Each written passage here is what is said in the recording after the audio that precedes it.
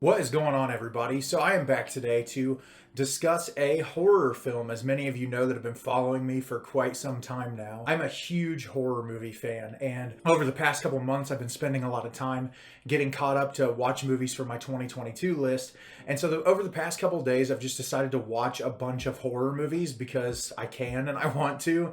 And my buddy Dean on Instagram actually messaged me after I reviewed the film Nanny that was on Amazon Prime not too long ago and said, "Hey, if you haven't seen it, check out this movie called His House." And I've seen this movie mentioned before, but for some reason it got just lost and I never got a chance to checking it out. So he referenced this one to me and I hopped on Netflix and watched it, and this movie was phenomenal, and I really look forward to talking about it today. His House is directed by Remi Weekes. After making a harrowing escape from a war-torn South Sudan, a young refugee couple struggle to adjust to their new life in a small English town that has an unspeakable evil lurking beneath the surface. So, I had no idea what to expect with this movie other than when Dean told me that it was similar to Nanny. I figured that there would be similar elements that are structured differently. In Nanny, you have a lead character who has immigrated to the United States and is trying to get her footing while her son is stuck in Senegal, and she's trying to get her son into the United States. And so she's already made it, and she's trying to get her son there so she can build a life together. Well, in this movie, you have this husband and wife couple, Bol and Rial, who have escaped the Sudan during all the violence and outbreak that have existed in the Sudan.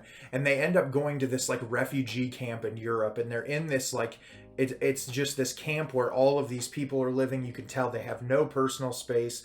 They live in these rooms together. And one day they're called upon and said, "Hey, you've hit the jackpot. You're lucky enough. You're going to get your own house. And we're going to give you the opportunity to live and make a life for yourself." And they're all excited about it, and they end up going to this house to go stay. Matt Smith ends up showing up as someone who works for the European government, shows them this house, and it's this really beat down, dilapidated home that's really big. There's a lot of space, but it's in a space, there's like trash all outside. It looks really gross, and they end up living in there. And the husband, Bol, is so excited with his wife to begin this new opportunity. And it's hinted at the beginning of the film that they had a young daughter and that she died when they were trying to come to Europe to get away from the Sudan. And so they start living in the house. Everything is seemingly normal. And then the two of them start seeing apparitions and these weird things in the middle of the night that are unsettling, where the wife ends up believing that there is a presence after them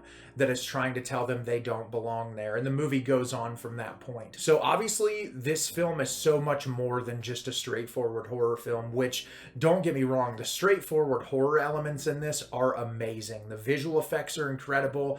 The sequences that are meant to scare you are executed so perfectly because the film has such an uncomfortable feeling throughout the entire thing. You're just kind of on edge every second that you're watching this movie for these two characters, and you're hurting for these two characters because you know the struggle and the difficulties that they've been through trying to escape this horrible place that they were living in that was amidst this war-torn crisis. And they did escape, and now when they're just on the verge of things getting better, things are seemingly getting worse because they're supposed to be on good behavior. They have to do all these visitations, all these different things, and they're living in essentially a haunted house. They're barely sleeping. It's driving them both insane. And so the movie is an allegory for how difficult it is for refugees to find home in a new place. And it's really hard to watch, and I think the director really handles this material beautifully. It's very emotionally gripping. Every single frame I was watching, I cared so deeply for these characters. And there's a twist in the third act that my jaw was on the floor. I had no idea it was going to go in this direction, and it's incredible when it does. It just really takes you by surprise. It really just kind of packs an even deeper emotional punch that makes you think about all this subject matter in an even more intense way, because it's a very complex subject. And, you know, living in the United States of America and being a white man. I see so many refugees from other countries come to the United States, and the way that they're treated and the way that they're looked at. And it's like every person on the planet deserves a shot at life and deserves a shot at making a home for themselves and doing something for their lives that matters to them. And these people who are the product of living in a place that's endlessly at war, and like violence is constantly occurring for just the dumbest reasons imaginable, and all they want is to get away from that. It's just really difficult to watch, and it's really beautifully well handled. Rather than just being a straightforward movie on that subject matter, they use the horror element as an allegory that really pays off well. I don't want to forget mentioning the beautiful cinematography in this film. The close-up shots on our character's face and the way that they're lit is incredible. I never wanted to stop looking at the screen because of just how visually captivating the entire film was.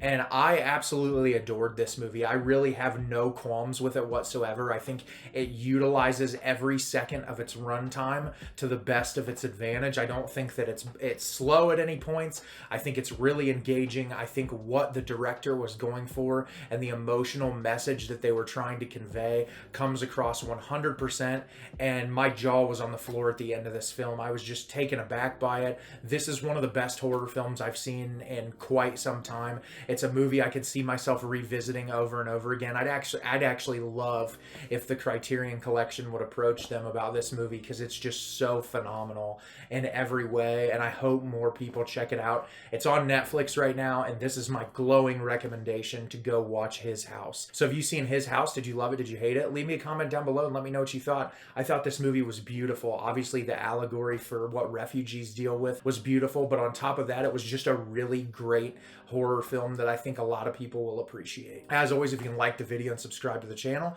helps me out a lot and lets me know the type of content you're looking for. I'm always putting out new material and look forward to getting more out for you in the near future. And as always, everyone, thank you so much for watching, and have a great rest of your day.